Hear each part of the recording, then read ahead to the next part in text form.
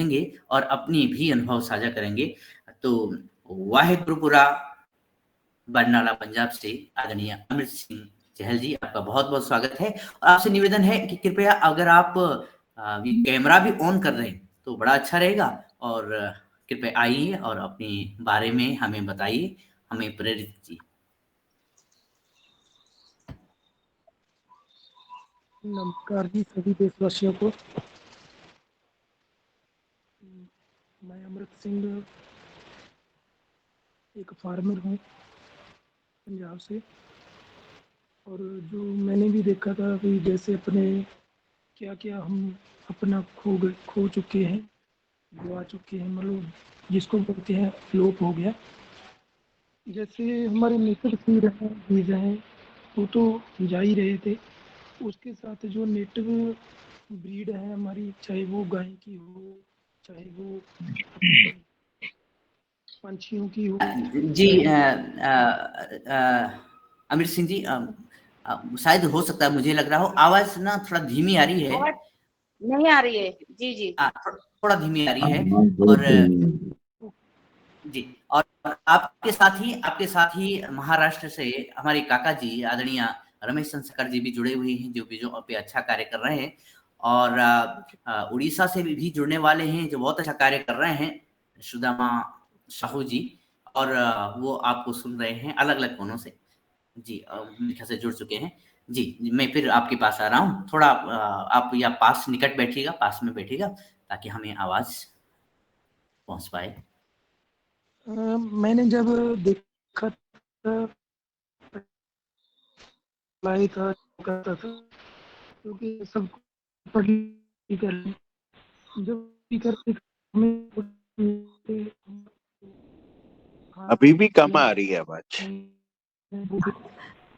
जी, मुझे लगता है कुछ देर के लिए कैमरा ऑफ करके और जो आपका हाँ जो फ़ोन है उसको निकट रखें, पास में रखेंगे तो अच्छा रहेगा। जी। वीडियो बंद करके बिल्कुल सही। पहले मैंने जब सोचा था कि भी खाना है जो हमारा, खाने में इतनी जहर आ रही है, बीज के जो कोटिंग होती है वो भी पेस्टिसाइड, मतलब जो पेस्टिसाइड या फंगीसाइड कोटिंग पे ही लगा देते हैं। बीज के ऊपर जो कलर नहीं होता वो एक केमिकल है। पहले तो वो केमिकल है, तो उसके फिर अंदर जब वो बीज बीटी है या जीएम है, वो हमें मालूम ही नहीं है वो क्या है। तो जब मैंने ये सब कुछ देखा, तो पहले हम यूनिवर्सिटी गए, यूनिवर्सिटी से सीखा, ट्रेनिंग ली। तो बाद में जब हमें पता चला भी यूनिवर्सिटी भी काफ़ी काम, मतलब बीटी पे तो नहीं काम कर रही, हाइब्रिड बीज पे आ चुकी है। तो मैंने आगे स्टडी करते करते मेरे को पता चला बंगलौर से भी एक बीज बैंक है, तो हम वहाँ ट्रेनिंग लेने गए 2022 में। बीजों पे पहले भी काम कर रहे थे, हम सोच रहे थे भी थोड़ा क्वालिटी पे काम किया जाए। तो जब वहाँ हम गए तो उनके पास 10,000 वैरायटी जो बीज की बची हुई थी। तो हमने वहाँ से ट्रेनिंग लेके अपने फार्म को भी बीज बैंक के रूप में पंजाब से शुरू कर दिया। अभी हमारे पास 200 वैरायटीज़ वेजिटेबल की है, मतलब टोटल मिला के 500 के आसपास वैरायटी है। वो ट्री है, फ्लावर प्लांट हैं, और अपना वेजिटेबल सीड है। वेजिटेबल में जैसे ब्रिंजल है, ब्रिंजल में मेरे पास 15 से 20 वैरायटी है देसी। उसके बाद फिर टमाटर है, टमाटर में 10 के पास वैरायटी है। फिर चिल्ली है, चिल्ली में भी ऐसे 10-12 वैरायटी है। तो हम अभी इसमें मतलब आने वाले टाइम में जो जितनी भी वैरायटी हमें पुरानी वैरायटी मिल रही है उसको भी संभाल रहे हैं, और उसकी जो प्योरिटी है, प्योरिटी पे भी काम कर रहे हैं। उसको जो क्रॉस पोलिनेशन है उस पर भी काम कर रहे हैं। तो जो छोटे छोटे स्टेप होते हैं, हमें जब हम किसी यूनिवर्सिटी से पढ़ते हैं या कोई मान लो एग्रीकल्चर की स्टडी करते हैं, तो हमें ये बताया जाता है कि कारपोरेट सेक्टर कैसे काम करता है, फार्मर को कैसे करना चाहिए, ये कोई भी नहीं बताता। ना ही कोई एनजीओ काम करती है इस पे, ना ही कोई अपना फार्मरों का कोई ग्रुप है। तो जब मैंने जाके वो बंगलौर से देखा, तो वो मेरे को पता चला भी हम एक सिंगल फ्रूट से भी बीज बना सकते हैं, और सिंगल प्लांट से भी सिंगल बीज से भी बीज बच सकता है। पर जब बात कारपोरेट की या यूनिवर्सिटी की आती है, वहाँ से हमें यही सिखाया जाता है कि पहले आप 1 एकड़ में ये करो, फिर उसके बाद ये करना। तो वो फार्मर के एंगल पे बिल्कुल भी सही नहीं है, क्योंकि उसकी कॉस्ट ऑफ प्रोडक्शन इतनी बढ़ जाती है, वो फार्मर के लेवल का काम ही नहीं रहता। तो हमें तो मान लो, अगर मैं ब्रिंजल की बात करूं, तो हमने 10 प्लांट लगाने हैं, 10 पौधे लगाने हैं। 10 पौधों से हमारा घर का जो खाना है वो बन जाएगा। तो हमने 1000 प्लांट लगा के क्या करना है? अगर हमने सेल करना है तो वो बात अलग है। मैं बीज की बात कर रहा हूँ। बीज में हमें 2 से 3 प्लांट लगाने होते हैं जो बेस्ट क्वालिटी के होते हैं, क्योंकि अगर मैं सिंगल फ्रूट की बात करूं, तो जो ब्रिंजल है, ब्रिंजल में कम से कम सिंगल में एक 500 सीड मिल जाते हैं। मतलब बीज बचाने के बीज ही होते हैं उसके 500। कई वैरायटी ऐसी भी है उसमें 700 भी होते हैं। तो हमें जब एक सिंगल फ्रूट 500 सीड दे रहा है, तो हम कितने पौधे लगा के क्या करेंगे? क्योंकि उस पे एक फ्रूट तो आएगा नहीं, कम से कम 20-30 फ्रूट आएंगे। 10,000 के आसपास सिंगल पौधा बीज बना देता है। तो ऐसे ही चिल्ली है, ऐसे ही टमाटो है। वो थोड़ा ब्रीफ मैं इसलिए एक्सप्लेन कर दिया कि सभी दोस्तों को पता चल जाए कि बीज बचाने के लिए कितनी हम मेहनत होती है, डेडिकेशन होती है। अगर डेडिकेशन है तो कोई भी ये काम कर सकता है। हर दिन हम सीड बोते हैं, हर दिन सीड कलेक्ट करते हैं, फिर उसको ड्राई करते हैं। ड्राई करने के बाद टैगिंग करते हैं, ताकि आने वाले सीजन में हमें पता चले ये कौन सी वैरायटी है, कब लगनी है। वो पूरा डाटा होता है, रिकॉर्ड है हमारे पास। 2022 के बाद जो मैं काम कर रहा हूँ, उसमें मेरे पास डेली का रिकॉर्ड होता है। उसमें हम यही नोट करते हैं कि आज हम किसका सीड हार्वेस्ट किया, किसको ड्राई किया और किसको पैकिंग करके अपने बीज बैंक में रख दिया, ताकि आने वाले टाइम में फिर हम आगे आने वाले टाइम में चार्ट बना रहे हैं कि इस टाइम क्या बोआ जाएगा। तो वो जब हम क्योंकि हमारा ये प्रॉब्लम रहती है फार्मर की, हम या तो टाइम से आगे बो देते हैं, वो भी सही नहीं है। अगर हम प्राकृतिक खेती की बात करते हैं तो हमें सबसे पहले टाइम समझना पड़ेगा। जब हमारा टाइम सही हो गया तो ना हमें कोई फंगस की प्रॉब्लम आती है, ना पेस्ट की प्रॉब्लम आती है, ना इंसेक्ट, कुछ भी एकदम मतलब कुछ भी ऐसा नहीं है जो पौधे को ख़राब करेगा। अगर हम वही प्लांट को पहले या लेट में बोएंगे तो उसको सभी प्रॉब्लम आएगी। ये मैंने अपने एक्सपीरियंस में देखा है। जो हम काम कर रहे हैं ना, मेरे को 10 ईयर हो गए अपनी जैविक खेती में। क्योंकि जैविक खेती की सबसे पहली कंडीशन ये है कि हम बाज़ार का बीज जैविक खेती में नहीं लगा सकते। तो इसलिए फिर जब मेरे को समझ में आया, तो मैंने पहले अपने बीज बनाने शुरू किए, बाद में सभी फार्मरों के लिए बीज का काम शुरू कर दिया। अभी हम बीज बैंक की तरफ चल पड़े हैं। आने वाले टाइम में कम से कम सिंगल एक एक क्रॉप में हमारे पास 10-10 20-20 वैरायटी होगी। उसमें कलर होंगे, मान लो जैसे टमाटो है, टमाटो में हमारे पास 4-5 कलर हैं। वैसे मैंने 9 से 10 कलर देखे हैं टमाटो के, जैसे black tomato, orange tomato, yellow, red, purple, green. मतलब टमाटो के भी कलर हैं, चिल्ली के भी कलर हैं, ब्रिंजल के भी कलर हैं। पर हमें जो हमारी जो बास्केट है, फूड बास्केट है, उसमें तो जो ब्रिंजल की बात करें तो पर्पल ही आता है। अगर टमाटो की बात करें तो रेड ही आता है। चिल्ली की बात करें या ग्रीन या रेड, पकने के बाद रेड, पहले ग्रीन।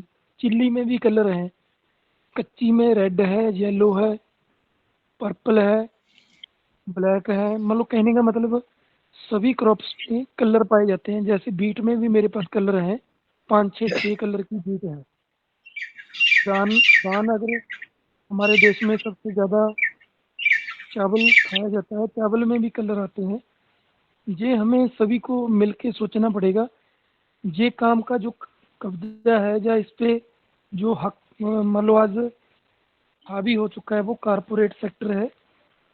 कारपोरेट सेक्टर ने हमारे नेटिव सीड छीन लिए हमसे, जो नेटिव ब्रीड थी, मतलब हमारी जो, चाहे वो एनिमल हो, चाहे वो अपने डॉग हो, चाहे वो अपनी कैट हो, मतलब नेटिव जो हमारी ब्रीड थी एरिया के हिसाब से वो भी हमारी ख़त्म हो रही है।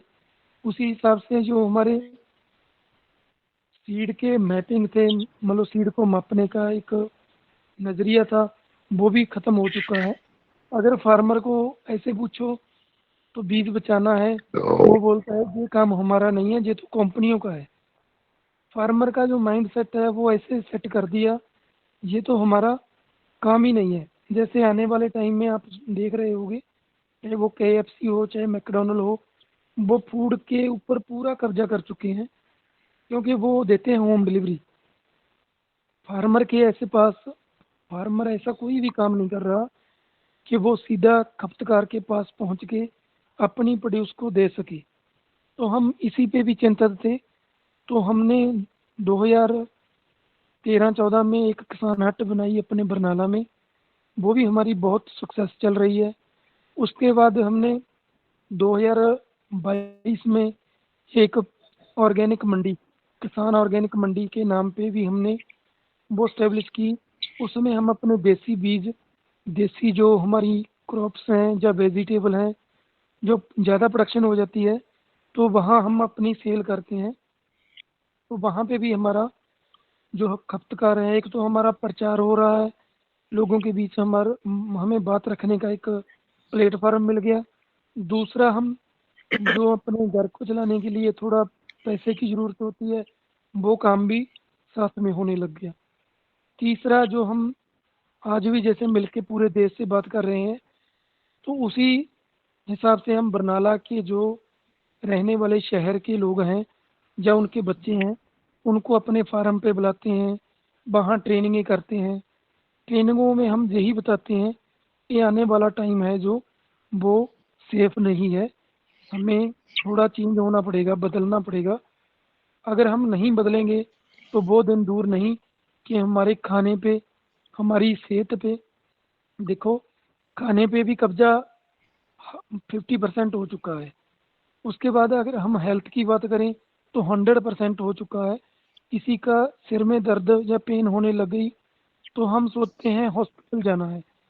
पहले हम हॉस्पिटल नहीं जाते थे, हमें ये मालूम था कि हमारा जो 48 आवर्स में अपने आप बॉडी रिकवरी करेगी।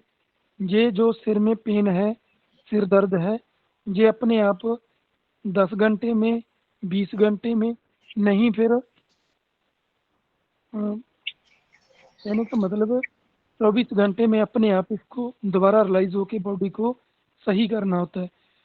हमारे बहुत सत्कारजोग जैसे राजीव दीक्षित जी थे, मैंने जी उनकी एक बुक, जी हम उधर आने चाहेंगे। और आपने जो बदलाव की बयार, बदलाव का रेवोल्यूशन शुरू किया है, वो वास्तव में बहुत ही महत्वपूर्ण है। और कुछ नए सदस्य भी लगातार जुड़ रहे हैं।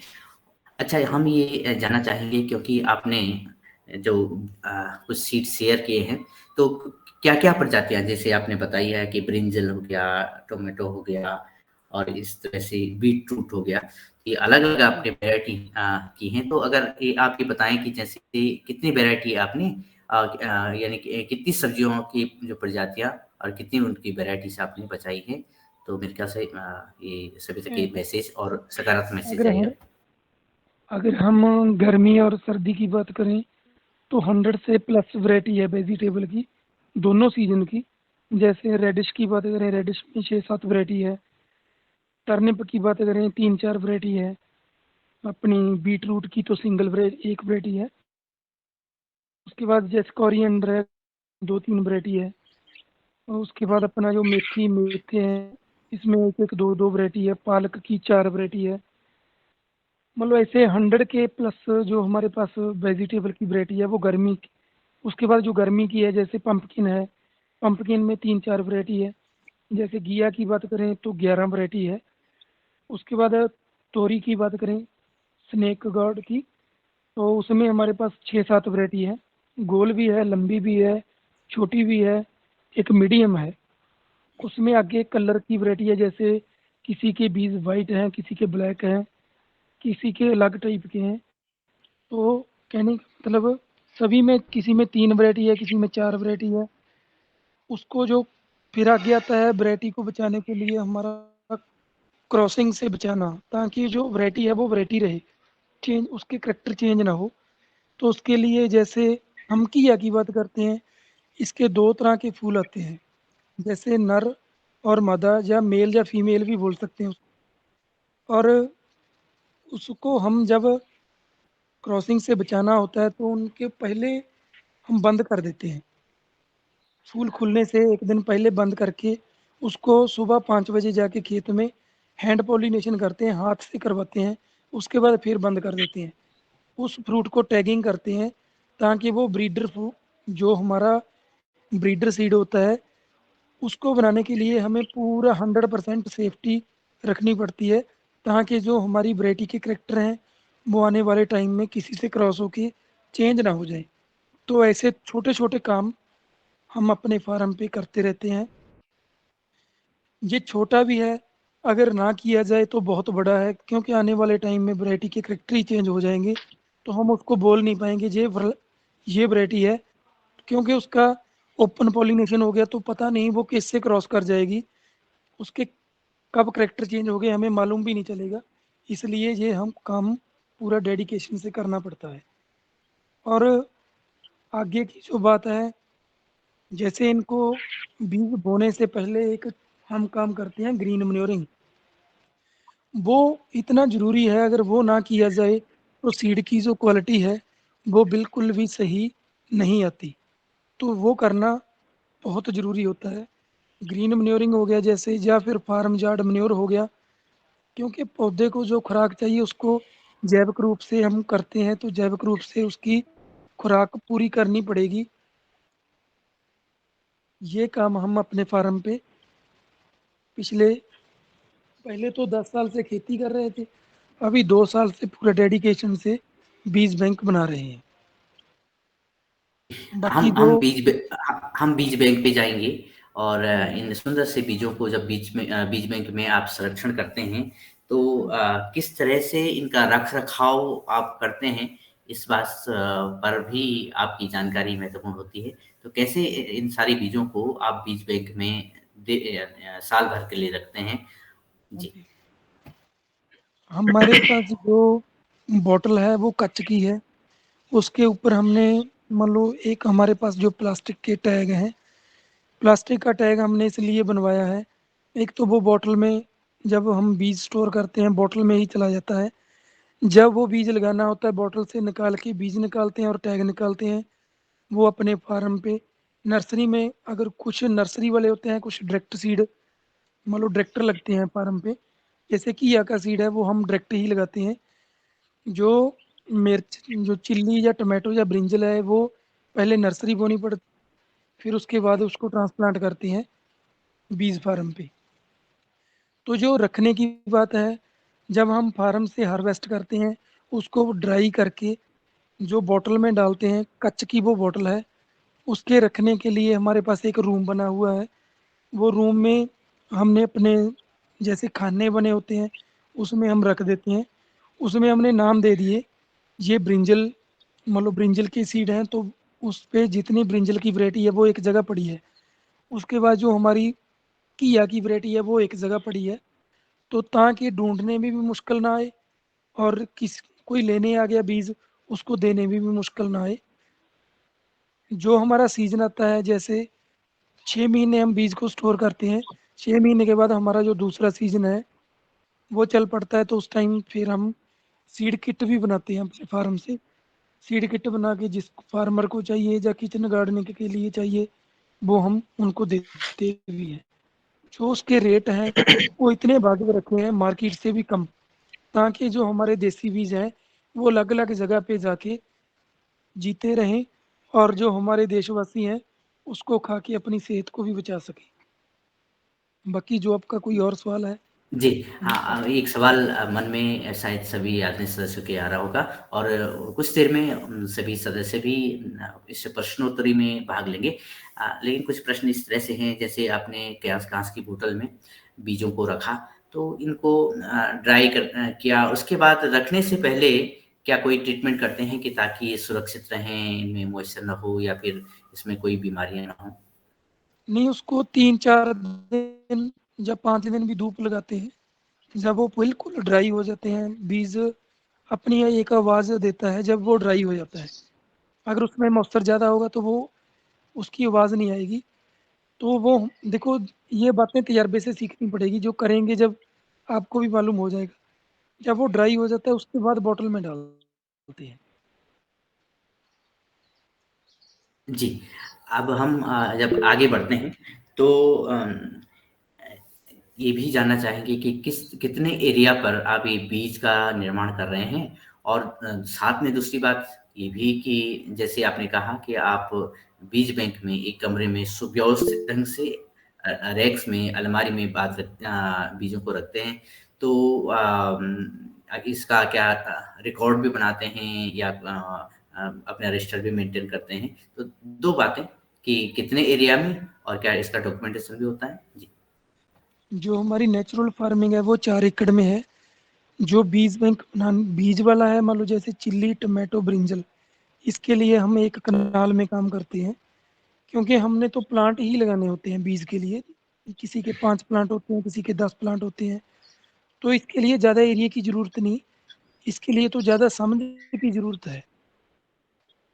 बाकी जो बीज हैं जैसे कोरिएंडर हुआ, वो खुले एरिया में लगता है, जैसे 2 कनाल लगा दिया, 1 कनाल लगा दिया, क्योंकि वो हमारे फूड में भी जाते हैं। बीज भी बनाते हैं और फूड में भी जाते हैं।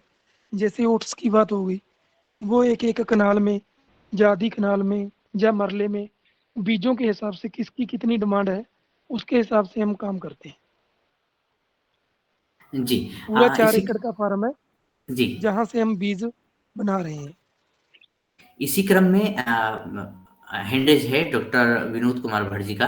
आपका बीज संरक्षण पर बहुत वर्षों से कार्य चल रहा है, बहुत किसानों के साथ आपने कार्य किया है। आपका प्रश्न जी, कृपया बात कीजिएगा सर। जी, चहल साहब नमस्कार, सत श्री अकाल। नमस्कार जी। मैं ये जानना चाह रहा था कि क्योंकि ये तो आप बहुत ही बड़ा काम कर रहे हैं और ये तो एक मानवता की सेवा भी है, आप प्रकृति की सेवा भी है। तो इसमें तो लेकिन खर्चा बहुत आता है, क्योंकि मेरा जो एक्सपीरियंस है उसमें खर्चा बहुत आता है। तो आपका जो इसके लिए जो आय व्यय का है वो क्या रेशो है? मतलब आप बीज बेचते भी हैं या फिर आप किस तरह से अपना ये जो कार्यक्रम है इसको स्पॉन्सर कर रहे हैं?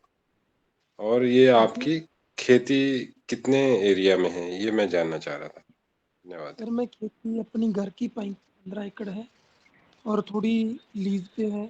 हम 40 एकड़ की खेती करते हैं। तो जो इनकम की बात है, हम बीज भी सेल करते हैं। इसके लिए 2 हमारे पास लेडीज़ भी हैं परमानेंट, जो जैसे ड्राई करना बीज को, जो लगवाना है, टैगिंग करना है, वो मेरा काम है। जो हार्वेस्ट करना है, बीज निकालना है, वो उनका काम है, पर मैं उनके साथ ही होता हूँ, क्योंकि ये काम बिल्कुल ऐसे तो है नहीं इसको भी आप ही कर दो, तो वो पता नहीं क्या हो जाएगा काम पे। तो उसके लिए हम रहते साथ में हैं, पर काम ज़्यादा हो जाता है, हम अकेले भी नहीं कर सकते। इसके लिए 2 लेडीज़ बीज बचाने पे ही है। उसकी जो सैलरी है वो बीज सेल हो जाते हैं, बीज सेल से उनकी सैलरी निकल जाती है। और उसके साथ हम जैविक खेती है जो 4 एकड़ में करते हैं, वेजिटेबल भी है उसमें, शुगरकेन भी है।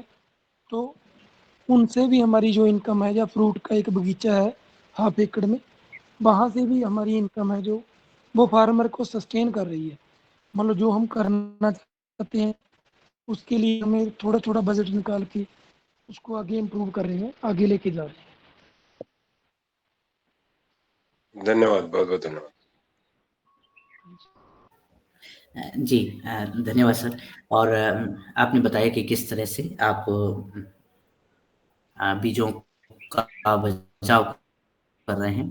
अपने साथ आपके जो सहयोगी हैं, जो बहनें हैं, वो कार्य कर रही हैं और रख-रखाव के साथ केयर की जा रही है बीजों की और इस क्रम में आगे बढ़ रहे हैं। आप जैविक खेती भी कर रहे हैं, तो कुछ प्रश्न जो अन्य सदस्यों के माध्यम से आपके पास आने वाले होंगे, तो उसके बीच हम ये भी जानना चाहेंगे कि जो आपने बीजों के अलावा आपकी जो जैविक खेती है, उसमें जो दूसरे कुछ जैव विविधता के जैसे क्या पेड़ों पेड़ों का आचरण है, या जो पेड़ लगाए होंगे जैसे फ्रूट प्लांट आपने कहा, लेकिन फलों के अलावा अन्य वृक्ष क्या-क्या होंगे, जैव विविधता क्या-क्या होगी आपकी खेती में? ये भी हम जानना चाहेंगे। जो हम आने वाले टाइम के लिए कर रहे हैं, एक तो हमने अपने फार्म पे हर्बल बगीचा बनाया है। हर्बल आप सब समझ चुके होंगे, जिसमें आंवला है, बेहड़ा है, हरड़ है, टेहू है, मेहंदी है, कड़ी पत्ता, मतलब कहने का मतलब जितने भी हर्बल प्लांट आते हैं, जिसके वृक्ष बनते हैं। दूसरा होते हैं प्लांट, जैसे अजवाइन पत्ता हो गया, अड़ूसा हो गया, पत्थर चट हो गया। ये छोटे प्लांट रहते हैं परमानेंट। तुलसी हो गई, ये सीजनल चलती है। एक तो हमने अपने फार्म पे हर्बल बगीचा बनाया है, उसके साथ हमने एक नर्सरी भी इस्टेब्लिश की है अभी 2 साल पहले, क्योंकि हमारे पास इतने बीज हो जाते हैं, वो जब हम उसको पैदा कर लेते हैं, तो हमने एक नर्सरी भी इस्टेब्लिश कर दी। वेजिटेबल नर्सरी भी है, फ्रूट नर्सरी, हर्बल नर्सरी। ये हमारी बीज बैंक के माध्यम से निकली है। तो अभी हमारे पौधे भी सेल हो जाते हैं। जैसे मान लो आंवला है, अभी आंवला अपने फार्म पे पक चुका है। उसका जो सीड है, वो लिफाफे में लगा देंगे। आने वाले टाइम में वो प्लांट के रूप में 20 से 50 रुपए तक हाइट के हिसाब से या एज के हिसाब से वो हम सेल कर देते हैं। आगे उसको हमारे पास एक माली आता है, माली आप समझ ही रहे होंगे, तो वो हमें ग्राफ्टिंग भी कर देता है पौधे पे। कई लोग आते हैं जो ज़्यादा स्पीड वाले हैं, जो केमिकल की फार्मिंग करते हैं, वो बोलते हैं हमें तो जल्दी में फ्रूट आना चाहिए। तो अभी हमने ग्राफ्टिंग पे भी काम शुरू कर दिया। तो पहले हमारा काम नेटिव बीज है, उसके बाद नेटिव ट्रीज़ है, फिर नेटिव सीड है ट्री का, क्योंकि जो हमारे फार्म पे जैसे अमरूद है, अमरूद के देसी पौधे भी हैं, ग्राफ्टिंग पौधे भी हैं। जैसे आम है, आम के देसी पौधे भी हैं, ग्राफ्टिंग पौधे भी हैं। तो जो जो मतलब सभी को समझाने के लिए हमने दोनों तरफ पे काम कर रहे हैं। एक तो हमें जो नेटिव है, जब बीज वाला पौधा है, वो आने वाले टाइम में होली 7-8 साल के बाद फ्रूट देता है। जो ग्राफ्टिंग पौधा है, वो 2 साल के बाद फ्रूट आना शुरू हो जाता है। तो हमने पहले ग्राफ्टिंग भी लगा दिया। आने वाले टाइम में देसी आ जाएँगे, फिर देखेंगे अगर उठाने की बात आएगी तो ग्राफ्टिंग को साइड पे कर देंगे। जी बोलो। मतलब ये फार्म पे ऐसे-ऐसे छोटे-छोटे स्टेपों में काम चल रहा है। जी, ये आप यानी एक तरफ़ा काम ना होकर के केवल बीज बचाने के लिए नहीं, आपने उधर से जैविक खेती की है। बीजों को बचा रहे हैं, उनकी नर्सरी बना रहे हैं, साथ में आप जैव विविधता मेडिसिनल प्लांट्स बड़े छोटे यानी पेड़ और पौधों दोनों का संरक्षण भी कर रहे हैं, उनको आगे बढ़ा रहे हैं। इसका मायने ये भी हुई कि आप अपनी आजीविका के लिए अलग-अलग डिपार्टमेंट आपने अपने खेत में खड़े किए हैं। तो इन हाँ जी। सभी से अगर हम पूछें कि आपकी जो कितना खर्चा आता होगा साल भर में और आमदनी कितनी हो जाती होगी और आपकी संतुष्टि का लेवल कितना है, ताकि आप अगले वर्ष और कार्य करने के लिए ऊर्जावान हों, प्रेरित रहें। तो आपकी इनकम और आपका खर्चा कितना होता है, ये भी बात रखिएगा। देखो, इनकम की बात करें तो हम पर एकड़ की बात करें तो 1 लाख से ऊपर चले जाते हैं, पूरा नेट प्रॉफिट निकाल के। अगर हम केमिकल की बात करते हैं तो केमिकल में 80,000 के ऊपर कोई भी नहीं है। ये यूनिवर्सिटी के डाटे हैं, हमारी जो पंजाब एग्रीकल्चर यूनिवर्सिटी है, तो उससे तो हम प्लस हो चुके हैं। दूसरी बात है, अगर हम संतुष्टि की करें, तो मेरे को लगता है मैं दुनिया का कोई भी काम कर लेता, इतना खुश नहीं हो सकता था, जितना हमने जैविक खेती को अडॉप्ट किया या बीज बैंक को अडॉप्ट किया। हम जब डेली फार्म पे चले जाते हैं, तो रोज़ नया देखने को, नया सीखने को, नई-नई तरह की खुशी। मान लो आज मैं फ्रूट की बात करूँ तो मेरे पास 40 वैरायटी के ऊपर मेरे पास फ्रूट है। जैसे मैं अभी खाने की बात करूँ तो 25 वैरायटी का फ्रूट हम अपने फार्म से खा रहे हैं। आने वाले टाइम में हम 40 से ऊपर चले जाएँगे। तो मैं दुनिया का कोई भी काम कर लेता, इतनी डाइवर्सिफ़िकेशन का जो फूड है, वो हम नहीं ले सकते थे कितने भी अमीर हो जाते। जो संतुष्टि की बात है वो पैसे से बिल्कुल अलग है। जो पैसा है, पैसा हमें चलो समाज में रहते हैं, रहने के लिए थोड़ी ज़रूरत पड़ती है, पर जो खुशी की बात है वो पैसे से नहीं आती। वो तो जब हम खेती में काम करते हैं, काम करने से जो खुशी आती है, वो समाज तो कभी दे ही नहीं सकता, समाज तो डिस्टर्ब कर सकता है। तो समाज एक दूसरे को डिस्टर्ब करता भी है। जो खेती है या जैविक खेती है, जैविक खेती में इतनी विभिन्नता है, हर दिन बदलेगा तो फ्रूट बदलेगा, हर महीना बदलेगा तो वेजिटेबल बदलेगी। मेरा कहने का मतलब, अगर हम अपने खाने की बात करें तो एक वेजिटेबल जब बन गई तो उसको दोबारा बनने में 10-15 दिन लगेंगे, 10-15 दिन और वैरायटी आती रहेगी। अगर मैं कोई भी काम कर लेता तो मैं ऐसे सोचता भी मैं बार-बार लेने क्यों जाऊँ, तो मैं एक ही वैरायटी 3-4 दिन खाता रहता। क्योंकि सेहत को बचाने के लिए हमें इतनी डाइवर्सिफ़िकेशन चाहिए ताकि हम अपनी शरीर में जो जैसे आपने ऊर्जा की बात की, जितना शरीर को अच्छा भोजन मिलेगा, उतनी शरीर एनर्जी पैदा करेगा। वही एनर्जी जब फार्म पे लगेगी, तो मेरे को लगता है वो फार्म और आगे बढ़ेगा और बढ़िया क्वालिटी से आगे आएगा।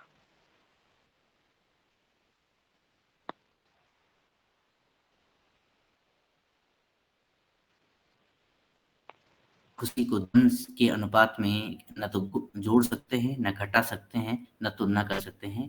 ये बहुत ही सुंदर बात रखी गई है, आपने के माध्यम से आई है। और एक प्रश्न ये आ रहा है कि अगर हम एक दिन का आकलन करें, अपने कार्य का आकलन करें, अपने हार्ड वर्क का फार्म में आकलन करें, तो कितने घंटे का हम परिश्रम करते हैं, या आप परिश्रम कितने घंटे लगाते होंगे अपने फार्म में एक दिन में? मैं 4 घंटे 3 से 4 घंटे लगाता हूँ फार्म पे। कभी-कभी थोड़ा टाइम ज़्यादा भी लग जाता है, कभी नहीं भी लगता। कई बार कोई समाज से काम हो गया या इधर-उधर जाना पड़ गया, तो 3-4 मतलब एक बार फार्म पे जाना ही जाना है। वो चाहे 15 मिनट जाएँ, पर जो काम की बात है वो 3 से 4 घंटे डेली काम करते हैं। क्योंकि अगर नहीं देखेंगे, जो लेबर होती है, जो हमारे साथी हैं काम करने वाले, वो काम बहुत अच्छा कर सकते हैं। लेकिन जो हम करना चाहते हैं, अगर हम फार्म पे नहीं जाएँगे तो वो सही सही नहीं होगा।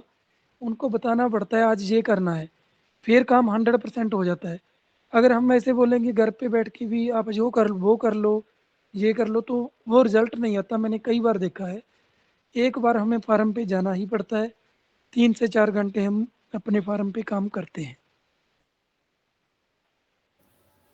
जी, ये तो रही एक दिन में खेत में किए जाने वाली काम की बात। और अब अगर ये देखा जाए कि आपने कहा कि आप खेत में नर्सरी के लिए माली भी लगाते हैं, साथ में महिलाओं को भी रखते हैं। तो एक बार हम थोड़ा-सा ये फिर से ये जानना चाहेंगे कि एक तो उम, उन पे टोटल यानी साल भर में कितना खर्चा आपका लग जाता है? और दूसरा ये पुनः सुनना चाहेंगे कि साल भर का ये जो बचत शायद आपने 1 लाख ऐसे कुछ कही, तो मैं दुरुस्त करना चाह रहा था खुद को, मतलब कन्फर्म करना चाह रहा था। तो 1 साल की टोटल जो आपका लाभ है और जो अ, कर्मचारियों पे लगने वाला, किसानों पे लगने वाला खर्चा है आपके फार्म पे, एक बार पुनः सुनना चाह रहा था। 2 लाख के आस-पास तो हमारी लेबर लग जाती है। जैसे महिलाओं हैं, माली है या कोई और भी हमें सीज़न के हिसाब से जैसे ओनियन लगाना है, और भी हमारे साथी लेने पड़ते हैं काम के लिए, तो 2 लाख के ऊपर तो हमारी लेबर चली जाती है। उसके बाद कुछ 50-60 हज़ार 1 लाख के आसपास दूसरे खर्च आ जाते हैं। जैसे कोई हमने मान लो पॉलिनेशन क्रॉस करने के लिए नेट नेट लेना था, या फिर कोई अंजौर लेना था, या कोई जैसे छोटा बीडर है, छोटा रूटावेटर है, उसमें कोई प्रॉब्लम आ गई, या फिर कोई हमने जैसे पिछली बार हम एक रूम बनाया, इस बार फिर एक ऑफिस बनाना है। मान लो ऐसे जो स्ट्रक्चर पे पैसे हैं वो तो देखो जब कुछ बनाते हैं लगता है। अगर मैं नेट प्रॉफिट की बात ये कर रहा था, भी जो केमिकल फार्मिंग पूरा पंजाब कर रहा है, उससे हम आज के दौर में बढ़िया हैं, 20,000 पर एकड़ खर्चा निकाल के ज़्यादा ले रहे हैं।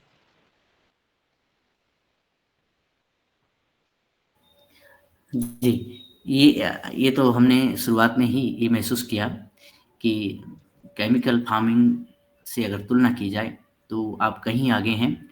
और दूसरी बात ये, क्योंकि हमारे खेतों को बचाने का कार्य आप कर रहे हैं, क्योंकि आप बीज बचा रहे हैं, साथ में उसकी मिट्टी को बचा रहे हैं, ये महत्वपूर्ण बात है।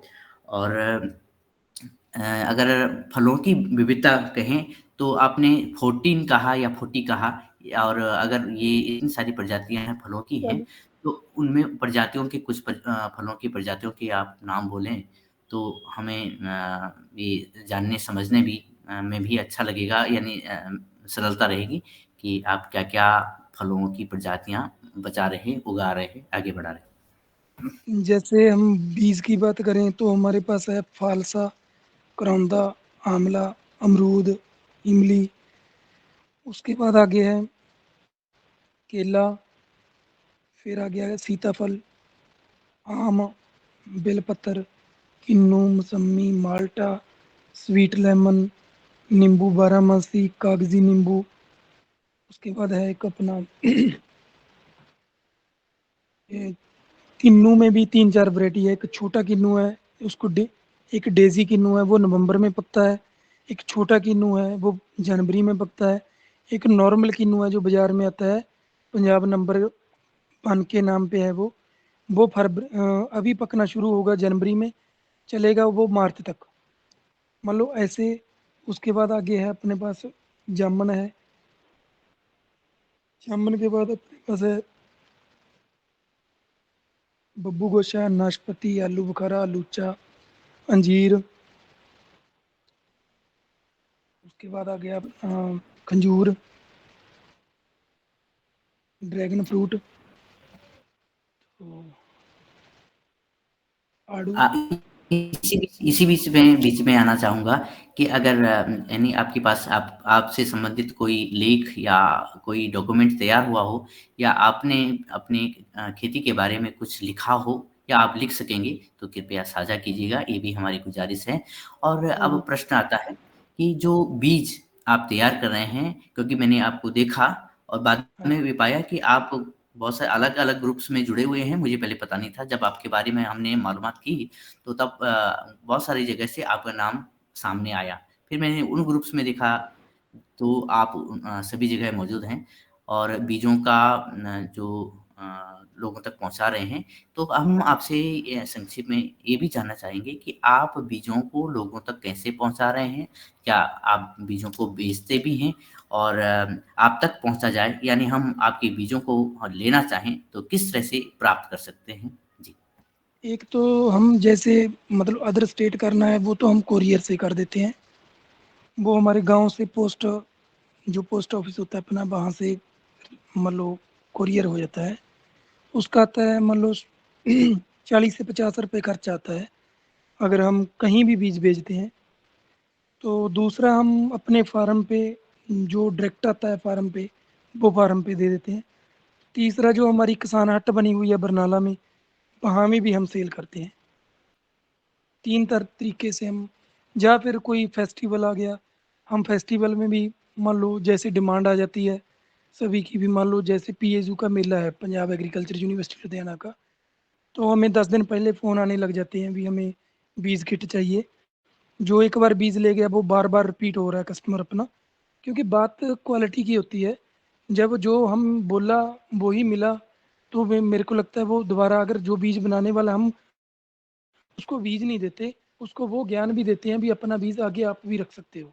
क्योंकि देखो दुनिया का जो कंसेप्ट है, मान लो जो आज हम काम कर रहे हैं, कल को हमारे बच्चे नहीं करेंगे तो दूसरा तो कर सकता है ना।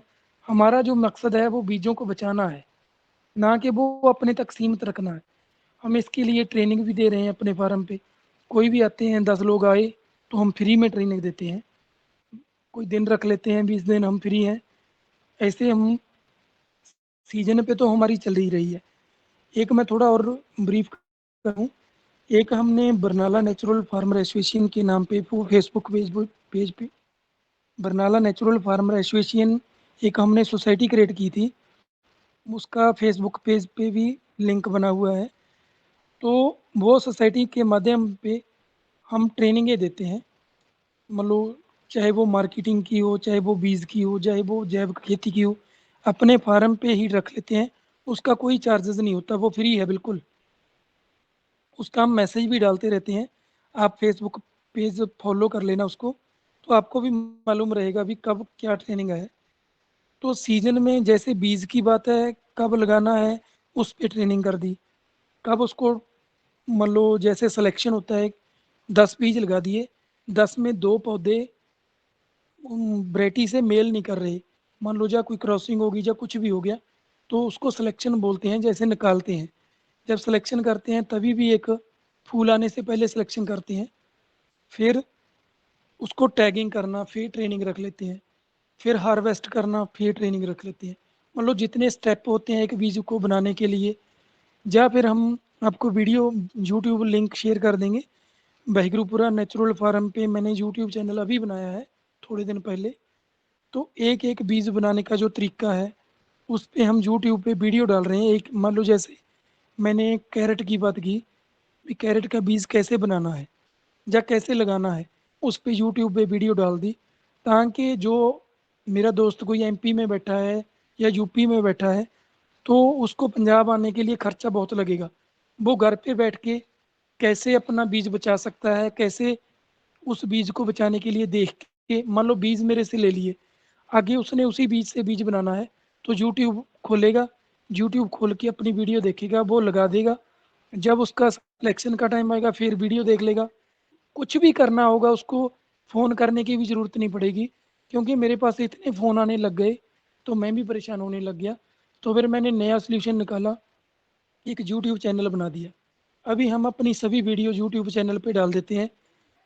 कोई भी मेरा जो पुराना दोस्त है, वो पहले यूट्यूब खोलता है, अगर नहीं वीडियो मिलती मेरे को कॉल कर देता है, तो मैं वीडियो बना के उसी टाइम वहाँ पे डाल देता हूँ, वो देख के अपना काम कर रहा है। ये भी हमने जी, एक नया ये आपने सोशल मीडिया का अच्छा उपयोग कर रहे हैं। 2 बातें जानने और भी लग रही हैं कि ज़रूरी कि ये ठीक है, आपकी मालूमात जो टेक्निक की है, ट्रेनिंग की है, वीडियो के माध्यम से हम जान सकेंगे। लेकिन दूसरी वाली बात है कि आपसे हम बीज कैसे मँगाएँगे? क्या आपका जो व्हाट्सएप नंबर है, उसके माध्यम से, या आप जो फेसबुक पेज है उसका लिंक अगर साझा करेंगे, या फिर व्हाट्सएप नंबर आपका मैं क्या अगर साझा करूँ तो उसकी अनुमति आप देंगे, या कोई अन्य माध्यम जिससे आपसे कॉन्टैक्ट किया जाए ताकि आप तक ये सूचना पहुँचे कि हमें बीज की आवश्यकता है? आप व्हाट्सएप पे मैसेज कर सकते हो, हिंदी में लिख के कर दो, इंग्लिश में कर दो। देखो हिंदी इंग्लिश हम पढ़ लेंगे, कोई अदर लैंग्वेज है वो हमें नहीं आती, हम 3 लैंग्वेज ही जानते हैं, पंजाबी, हिंदी, इंग्लिश। तीनों में कर दोगे तो हम उसको रिप्लाई कर, वैसे कोई बात नहीं, किसी में भी कर दोगे, हम गूगल से ट्रांसलेट कर लेंगे। तो जो आपको बीज चाहिए वो मैसेज छोड़ देना, जब उसका सीज़न आएगा तो हम आपको एड्रेस दे देना, कोरियर कर देंगे। जी। नंबर नंबर देने कृपा तो करें। मैं इस चैट बॉक्स नंबर, में आपका नंबर साझा कर रहा हूँ, और हाँ जी, कृपया आदरणीय सदस्य आप नोट कर लीजिएगा, ये हाँ नंबर जी, रहा। एक प्रश्न और भी मन में कौन रहा है, जब हम हाँ जी, प्राकृतिक खेती, जैविक खेती की बात करते हैं, तो हाँ आज क्योंकि हमारे पास मशीनरी का युग है, मशीनों का प्रयोग कर रहे हैं, लेकिन जैसे अभी गौपालन की बात की जा रही है, और का जो हमारे फार्म यार्ड की बात, मैन्योर की बात की जा रही है, तो इसमें क्या हमारे पास, आपके पास क्या गायें हैं, या अभी क्या ऐसे कोई सिलसिला वहाँ पे है कि हम बैलों का उपयोग हल चलाने में कर रहे हों, ऐसी कोई बात हो तो कृपया साझा करिए। हमारे हमारे पास देसी गाय है, गिर नस्ल की है, और बाकी बफेलो है, 6-7 बफेलो है, 2 गाय हैं।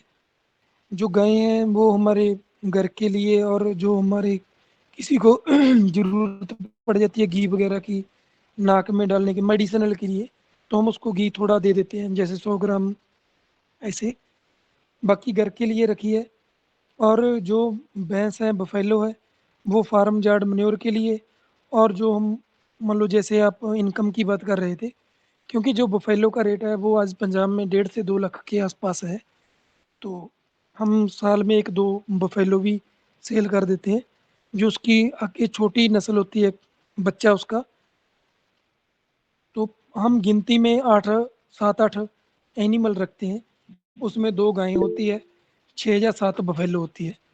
एक तो हमारे फार्म के लिए जो हमें मैन्योर चाहिए, गोबर चाहिए, तो वो हम अपने एनिमल से घर से ले रहे हैं, क्योंकि जैविक खेती में एक बात है ना, हम बाहर से कहीं भी गोबर नहीं ला सकते, क्योंकि आजकल मार्केट में इतने खतरनाक केमिकल पशुओं को लग रहे हैं, वो हम मनाही है मतलब कि उनको यूज़ करने में। तो इसलिए हम खेत में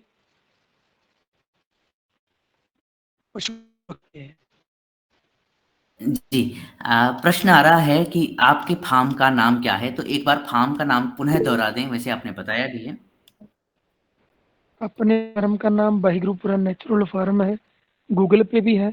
मान लो जब आप देखोगे वहाँ पे आपको डॉक्यूमेंट मिल जाएँगे, जो कृषि विज्ञान केंद्र से, पीएचयू एग्रीकल्चर से या यूनिवर्सिटी से, है ना? या फिर किसी एनजीओ ने भी लिखा है, तो वो वहाँ पे मिल जाएगा वाहिगुरुपुरा नेचुरल फार्म। जब आप सर्च करोगे गूगल में, तो उसका लोकेशन भी मिल जाएगी। देखने के लिए काफ़ी फ़ोटो भी मैं डालता रहता हूँ, जो काम करते हैं वो भी मिल जाएगा। शुरू से लेके, क्योंकि जो स्टार्टिंग थी वो आपको सभी को पता है, स्टार्टिंग इतनी बढ़िया नहीं होती। वो भी फ़ोटो मैंने रखी है, ताकि हमें याद रहे हम भी एक दिन ऐसे थे। ये ये फार्म कहाँ पे स्थित है? ये बरनाला डिस्ट्रिक्ट में है, संगरूर और बरनाला के सेंटर में है। आदरणीय पटेल जी ने अच्छा प्रश्न किया कि फार्म कहाँ पे है। और अगर फार्म की स्थिति अगर हम देखें तो अगर फार्म विजिट की बात करें और भारत के अलग-अलग कोनों के लोगों को दिल्ली आना होता है, दिल्ली से लोग आना चाहें या फिर देहरादून यानी पास यानी चंडीगढ़ से आना चाहें, तो आपके फार्म के लिए कितनी दूरी तय करनी पड़ेगी और क्या साधन मिलेंगे? चंडीगढ़ चंडीगढ़ हमसे 150 किलोमीटर है, दिल्ली तकरीबन 300 किलोमीटर से आसपास होगी, 250-300। सर हैंड रेस हो रहे हैं। हाँ जी। ये हैंड रेज़ के माध्यम से आपके पास प्रश्न आ रहे हैं और मैं सबसे पहले जानना चाहूँगा Patanjali organic research institute Haridwar और वहाँ से आदरणीय पवन कुमार सर से निवेदन है कि कृपया इस वार्तालाप में शामिल होकर के आज की वार्ता पर कमेंट और मार्गदर्शन दीजिएगा। जी, धन्यवाद। आज के मुख्य वक्ता अमृत सिंह जी को बहुत अभिनंदन है। बहुत सुंदर आपने प्रश्नों के जवाब दिए हैं। मेरे भी मन में एक आपकी बात सुन के एक प्रश्न ये आ रहा था कि जब हम तुलना करते हैं केमिकल फार्मिंग की और आपके द्वारा जिसमें आपको बहुत खुशी मिल रही है, जो आप बता रहे हैं जैविक खेती करके, बीज उत्पादन करके, तो मैं ये जानना चाहता हूँ जब आपने आपकी आप तुलना कर रहे हैं, पैसे की भी आपने तुलना कर ली कि कितना आप 20,000 रुपये ज़्यादा कमा पा रहे हैं। मेरा प्रश्न उसी से संबंधित ये है कि जो किसान केमिकल युक्त खेती कर रहे हैं, वो अपने खेत में कितना समय लगाते हैं?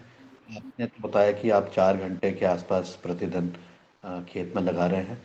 तो उसकी तुलना में आप अन्य किसान जो आपके आसपास हों, गाँव में होंगे, आसपास होंगे, उनकी तुलना में वो क्या कर रहे हैं? और उससे उनको क्या अनुभव मिल रहा है? आपको क्या उससे देखने को मिल रहा है? इस विषय पर आप बताइएगा।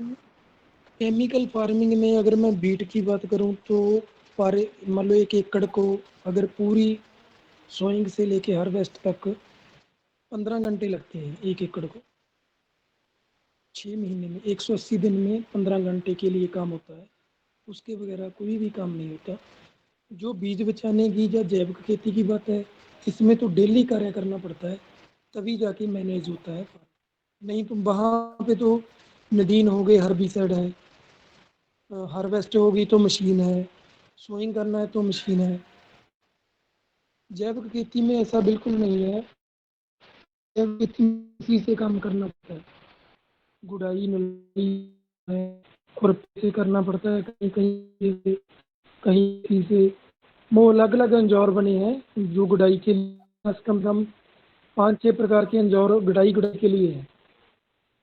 केमिकल फार्मिंग में तो अगर मैं बात करूं तो काम तो बिल्कुल भी नहीं है। अगर 15 एकड़ की कोई खेती करता है तो वो 10 दिन खेत आता है 6 महीने में। धान के टाइम ज़्यादा आता है, धान के टाइम डेली आना पड़ता है सिर्फ पानी चेंज करने के लिए। काम कोई नहीं है, पानी बदलना पड़ता है डेली। आज 2 एकड़ लग गया पानी, कल को 2 एकड़ फिर, क्योंकि डेली मोटर चलती रहती है। जैव की खेती में तो मोटर चलाने की बहुत कम ज़रूरत पड़ती है, पानी की भी बचत है। बस मेहनत लगती है, मेहनत इतनी लगती है कि केमिकल खेती वाला इसको इसलिए अडॉप्ट नहीं करता कि काम बहुत ज़्यादा है। जो काम कर सकता है उसके लिए इससे अच्छा कुछ नहीं। जी, बहुत सुंदर, बहुत अच्छा आपने बताया कि जो किसान कई बार एक भ्रांति मन में पैदा हो गई है लोगों के कि किसान जो है खेत में लगा है सवेरे से लेके शाम तक के, और केमिकल खेती में ऐसा कर रहे हैं वैसा कर रहे हैं। तो ये जब किसान कुछ नहीं कर पा रहा है करता है खेत में, या बहुत कम समय में उसका सारे काम हो जाते हैं, तो उस समय पर फिर वो क्या कर रहे होते हैं? मतलब अगर वो केवल 15 घंटे ही 1 एकड़ में लगा रहा है 6 महीने में 5 महीने में, तो बाकी समय उनका किस चीज़ में लगता होगा? इस बारे में क्या मन में क्या चीज़ सामने निकल के आती है? आपके क्या अनुभव है? एंजॉयमेंट। जी, अमृत सिंह जी म्यूट हो गए हैं। जो पूरे देश का कल्चर बन चुका है ना, ये जो कमर्शियल फार्मिंग है, कमर्शियल फार्मिंग में ये इतनी बड़ी बड़ी मशीनरी किसानों को सब्सिडी में, तो जो इतनी बड़ी मशीनरी है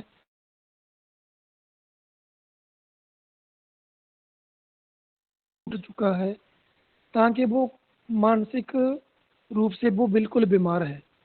उसकी जो मानसिकता है वो उसका काम करने को दिल ही नहीं कर रहा। वो सोचता है पैसा इतना, वो सब्सिडी के चक्कर में इतना महंगा। मान लीजिए अगर मैं किसी फार्मर की बात करूं तो पंजाब में सभी फार्मर के पास 20-20 50-50 लाख के मशीनरी है। जैसे ट्रैक्टर हो गया, ट्राली होगी, उसके आगे machine, super seeder, AP cedar, पता नहीं कितना कितना लोहा है। मैं 40 एकड़ की फार्मिंग करता हूँ, मेरे पास 1 लाख रुपए का ट्रैक्टर है। पूरी अगर मैं बात करूँ 1.5 लाख रुपए की मशीनरी है 40 एकड़ को करने के लिए। अगर मैं मेरे पड़ोसी की बात करूँ तो उसके पास 30 लाख की मशीनरी है, 5 एकड़ की खेती है। तो आप समझदार हैं तो वो कैसे survive, तो खुशी से खेती कर रहे हैं क्योंकि पैसा आता है। अपने पैसे को हम सही जगह इन्वेस्टमेंट कर रहे हैं, चाहे वो बीज बैंक हो, चाहे वो नर्सरी हो, चाहे वो हमारी सेहत हो, चाहे वो हमारे वृक्ष हो। मान लो जो इम्प्लीमेंट है वो मैंने छोटे छोटे रखे हैं जो मेरे को ज़रूरत है। दिखाने के लिए मेरे पास इतना बड़ा कुछ नहीं है, करने के लिए बहुत कुछ है। उनके पास दिखाने के लिए बहुत कुछ है, करने के लिए कुछ नहीं है। उनका ट्रैक्टर 6 महीने में एक बार चलता है। जैसे बीट की सोइंग हो गई, सोइंग के टाइम चला। मेरा ट्रैक्टर पूरा साल चलता है। एक प्लॉट खाली हो गया, अभी हम शुगर केन कट रहे हैं। शुगर केन का गुड़ बनाया है गुड़ और शक्कर बनाई है। एक तो हम उसका सेल कर रहे हैं, पैसा आ रहा है। दूसरा हम अपने काम पे लगे हुए हैं, जैसे ट्रांसपोर्ट के लिए भी अभी बरत रहे हैं। आने वाले टाइम में पहले शुगर केन लगाया, उसके बाद जब दोबारा ट्रांसपोर्ट पे, फिर अभी हुन ओनियन लगाना है। कल फिर ट्रैक्टर चला, अभी बारिश हो गई, फिर उसके बेड बनाएंगे। मान लो मेरे ट्रैक्टर को साल में 100-150 दिन काम रहता है, उसके ट्रैक्टर को साल में 3 या 4 दिन काम रहता है। वो हमारे मुकाबले में कभी भी नहीं आएगा। मैं आज भी बोल रहा हूँ, आगे भी ऐसे ही बोलता हूँ।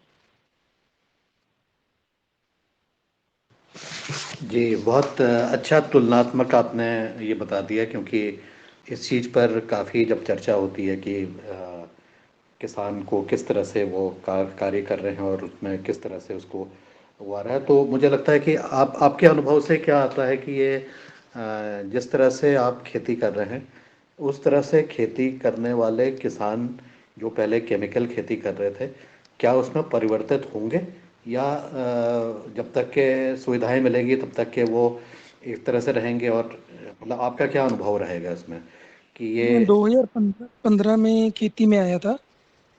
आज आप पेस्टिसाइड की बात करोगे तो मैं पेस्ट की बात करूंगा। आप प्रोडक्ट की बात करोगे तो मैं मंडीकरण की बात करूंगा। मान लो यही मेरी एजुकेशन है, यही मैंने सीखा। आज हमें मान लो आटा चक्की मैंने लगानी है, तो पहले मैं ये सोचूं मेरा आटा कितना सेल होगा। मान लो हम पंजाब पूरा बीट पैदा करता है, पर जो गवर्नमेंट की एग्रीकल्चर पॉलिसी है वो पहले बोलती है 1 डिस्ट्रिक्ट 1 प्रोडक्ट।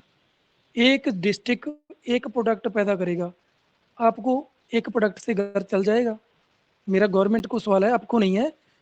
तो हम जो हमारा क्वेश्चन लेवल है, जो हमारा सोचने का लेवल है, वो ऐसा कर दिया कि हम बीमारी होंगे। जब एक पर प्रोडक्ट बनाने के लिए 1 करोड़ रुपए का 2 करोड़ रुपए का लोन ले लिया, तो हम बीमारी होंगे, वो प्रोडक्ट सेल नहीं होगा। हमारी किचन में 70 से ज़्यादा प्रोडक्ट यूज होते हैं, तो हम बात एक की कर रहे हैं, 70 की क्यों नहीं कर रहे? जो हमारे फार्मर हैं, मान लो क्रॉप में पेस्ट आया या कोई इंसेक्ट आया, तो हम आइडेंटिफिकेशन की बात क्यों नहीं करते? ये शाकाहारी है, ये मांसाहारी है। हम किसी को शत्रु बना देते हैं, किसी को मित्र बना देते हैं। ये हमारे साइंसदान हैं, ये हमारे कारपोरेट सेक्टर हैं। वो हमें ऐसी एजुकेशन देंगे तो हमारा देश कैसे बचेगा? हमें हरियाणा में सीखने के लिए मिला कीट साक्षरता मिशन से। उन्होंने 205 कीड़े आइडेंटिफाई किए हैं। आइडेंटिफाई ये किए हैं कि जो 43 कीट हैं वो शाकाहारी हैं, जो 162 मांसाहारी हैं। मेरे को ये बताओ, जब 162 कीड़े मांसाहारी होंगे तो 43 कीड़ों से डरने की कोई ज़रूरत है? जी मतलब जो हमारा ज्ञान है, हमारा ज्ञान नहीं बढ़ रहा। हमारा घूमने का, मानसिक परेशानी का, हेल्थ का, वो इशू बढ़ाए जा रहे हैं। इसलिए हम हॉस्पिटल की मांग करें। हमें तो हॉस्पिटल चाहिए ही नहीं। हमें तो खुराक अच्छी चाहिए, तो हम बीमार कैसे होंगे? हमें एनवायरनमेंट अच्छा चाहिए, तो हम तो बीमार होंगे नहीं।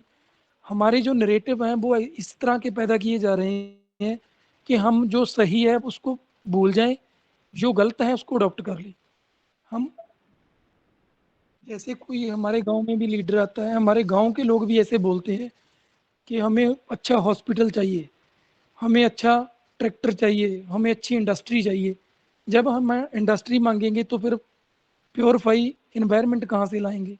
मैं ये इंडस्ट्री के खिलाफ नहीं हूँ, इंडस्ट्री लगनी चाहिए, छोटी छोटी इंडस्ट्री लगनी चाहिए, ताकि थोड़ा पोल्यूशन जहाँ हो गया, थोड़ा जहाँ हो गया। इतनी बड़ी इंडस्ट्री लगा दोगे कि हम एक्सपोर्ट करेंगे, जहाँ वो लग गई उन लोगों के लिए तो पानी और इन्वायरमेंट बिल्कुल डेड कर देगी। तो हमारे पास एक 20 किलोमीटर आगे है भी। मतलब मेरा कहने का मतलब इंडस्ट्री लगनी चाहिए, छोटी छोटी लगनी चाहिए। ऐसी फार्मिंग है। अगर फार्मिंग में ग्रुप बना के, कोऑपरेटिव सोसाइटी बना के उसको मशीनरी दी जाए, तो वो मशीनरी का जो खर्चा है वो फार्मर पे ना। हमारे गांव ने ये बहुत अच्छा फैसला लिया। हमारे गांव में 3 ट्रैक्टर हैं कोऑपरेटिव सोसाइटी के पास, 4x4 ट्रैक्टर हैं। 14-14, 15-15 लाख के ट्रैक्टर हैं। अगर मैं लेना चाहूँ, मेरे को बड़े ट्रैक्टर की ज़रूरत पड़ गई, तो मैं रेंट पे लेता हूँ। 1 दिन 2 घंटे चाहिए मेरे को, मैंने रेंट पे ले लिया, अपना काम किया, उसको छोड़ दिया। अगर मैं उसको परमानेंट ले लूँ तो मेरे को ट्रैक्टर ही खा जाएगा। ये हमें सोचना पड़ेगा। ये एजुकेशन हमें समाज में फैलानी पड़ेगी, ताकि हमारा समाज भी बच सके, फार्मर भी बच सके, सेहत भी बच सके। जी, बहुत मेरा बहुत मानना ये है। बाकी आप समझदार हैं, मेरे से बड़े हैं, आपका क्या राय है वो भी बता दें, हम अपने में इम्प्रूवमेंट कर लेंगे। जी, अमृत जी का बहुत अभिनंदन है। उन्होंने आज का जो हमारा सत्र है उसको बहुत ही सुंदर तरीके से, जो मुद्दे वाकई में ज़मीनी स्तर पर जो मुद्दे हैं, जो प्रश्न हमें पूछने चाहिए, जो हमें अपेक्षाएं होनी चाहिए, जो हमें सरकार से करना चाहिए और जो सरकार को करना चाहिए या वैज्ञानिकों को करना चाहिए, उस चीज़ को उन्होंने सारे चीज़ों को आज विस्तार पूर्वक बताया है। लेकिन इस विषय पर आने वाले दिनों पर हमें और चर्चा करने की आवश्यकता है, ऐसा मेरा इस योगाहर मंच के सदस्यों से चर्चा है, जिससे हम जो सही चीज़ है उसको आगे बढ़ाने के लिए काम कर सकें और जो व्यवसायीकरण वाला जो कार्य है, जिसके पीछे हमारी, चाहे वो जीडीपी से जुड़ा हो, चाहे हमने कितनी उन्नति कर लिया है उसके साथ जुड़ा हुआ है, और उसके चक्कर में जो सही मुद्दे हैं और जो सही काम है वो पीछे छूट जाता है। ये मैंने भी बहुत नज़दीक से देखा है। तो हम अपने कार्यों को जितना ज़्यादा पैसे से रहित होकर के कर सकते हैं, पैसा भी कमाएं, लेकिन पैसे को ध्येय नहीं मानते हुए उसको अगर हम करें तो शायद हम सही रास्ते पर चल पाएंगे। तो इतना कह के मैं अपनी वाणी को विराम देता हूँ और अमृत जी का बहुत बहुत अभिनंदन करता हूँ इस विषय पर, आने वाले समय पर और हमें चिंतन मनन मंथन करने की ज़रूरत है। जी नमस्कार। जी आदरणीय, महत्वपूर्ण वार्तालाप रही और सुंदर संदेश, अच्छा संदेश निकल के सामने आया है। इसी क्रम में मैं पहुंचता हूं मध्य प्रदेश, और बालाघाट में जब पहुंचते तो डॉक्टर रोशनलाल राउत सर का हैंड रेज है, कृपया आप अपनी बात रखिएगा। जी, ओम, सदन को प्रणाम। बहुत सुंदर चर्चा और एक संस्था की तरह काम कर रहे हैं आदरणीय अमृत जी, और निश्चित रूप से आपको सत सत नमन, क्योंकि ये इतना बड़ा काम आपने अपने हाथों में ले लिया है। संस्थागत काम होता है, उस तरह से आप अपने चीजों को ले जा रहे हैं। जो छोटी छोटी चीजें आपने मतलब बड़े महत्व की चीजें कही हैं, वो निश्चित रूप से हमारे जो प्राचीन भारत की जो हमारी अर्थव्यवस्था थी उसको उस पर आपने वो किया है कि हम किस तरह से समृद्ध थे, सोने की चिड़िया कैसे थे। क्योंकि जब तक स्मॉल स्केल इंडस्ट्रीज नहीं होगी और लोगों के पास काम नहीं होंगे, क्योंकि जो हमारा भारत में जो लोगों के पास काम है वो आज भी 60 दिन से ज्यादा किसानों के पास काम नहीं है पूरा। मतलब हम 8 घंटे काम की बात करें तो और कहीं कहीं जगह तो उससे भी कम स्थिति है जहां मैकेनाइजेशन, जैसे आपने पंजाब की बात की जहां मैकेनाइजेशन बहुत ज्यादा हो गया, तो वहां वो भी नहीं है। तो ये खेती की जो लोगों के पास काम नहीं है तो फिर वो फालतू में कुछ ना कुछ नए काम करते हैं। तो निश्चित रूप से आपका प्रयास बहुत जबरदस्त है और इसके लिए हम आपको सादर नमन करते हैं और ये कारवां आगे बढ़े ऐसी अपेक्षा है। और एक चीज मैं थोड़ा सा पूछना चाह रहा था, क्या आपने जितनी भी चीजें आपने डेवलप की है, क्या इसका कोई मतलब जैसे वैरायटी है और आपका जो भी आपके पास एनिमल्स हैं, इनका कोई एक कैलेंडर टाइप का कुछ, जैसे या तो पीपीटी में हो कि एक स्लाइड में एक वैरायटी की पूरी जानकारी हो कि इसका प्रोडक्शन कितना है, कितना ड्यूरेशन है, कलर कौन सा है, क्या कुछ मोटा मोटा खासियत की ये इसमें हो, तो कुछ इस तरह से अगर आपने तैयार किया हो और उसको भी अगर आप यूट्यूब पे डाल देंगे तो मैं समझता हूँ ये थोड़ा सा जो आपका प्रसार है वो बढ़ जाएगा। ऐसा मेरा निवेदन था और पुनः आपको बहुत बहुत अभिनंदन, आप बहुत बड़ा काम कर रहे हैं। जी हाँ जी सर, पहले तो एक डिस्ट्रिक्ट लेवल की सोसाइटी क्रिएट की, फिर स्टेट लेवल का एक PSU organic farmer club agriculture university से मिलके किया। पहले हम यही कामों में थोड़ा टाइम हमारा लग रहा था। अभी हम डॉक्यूमेंटेशन करेंगे। आने वाले टाइम में हम एक, जैसे शादी की एक एल्बम होती है, ऐसे एग्रीकल्चर को एक एल्बम में परो देंगे। जैसे जो आपने बात की, बहुत अच्छी बात की, जैसे किया की एक वैरायटी का पूरा हिस्ट्री क्या है, उसको साइंटिफिक नाम क्या है, नॉर्मल स्टेट के हिसाब से क्या नाम है, वो करने जा रहे हैं। तो हम मतलब थोड़ा टाइम चाहिए उसके लिए, 6 महीने और लग जाएंगे, फिर वो आपको दे देंगे। वो यूट्यूब पे भी डाल देंगे बना के जब बन जाएगी। कुछ फसलों पे मैंने कर दिया, वो पूरे का पूरा बना के फिर करेंगे। मतलब उस पे अभी काम शुरू किया है, क्योंकि पहले मेरे को लगा कि पहले हमें जो टेक्निक्स काम करने वाली है, जो हमारे साथी हैं उनको भी पता होना चाहिए, कैसे बीज बचता है वो भी पता होना चाहिए। मान लो पूरी नया काम वो करने लग गए। मान लो जो क्वांटिटी में बीज कोई मांगता है तो मैं दूसरे साथी से, जैसे कॉन्ट्रैक्ट फार्मिंग होती है, उसको बोल देता हूँ मेरा ये बीज बो दे, जितना इसका रेट होगा मेरे से ले लेना।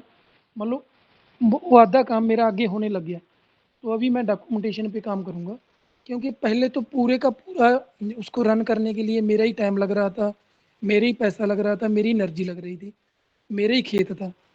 कभी खेत कम पड़ जाता था, कभी पैसा कम पड़ जाता था, कभी नॉलेज कम पड़ जाती थी।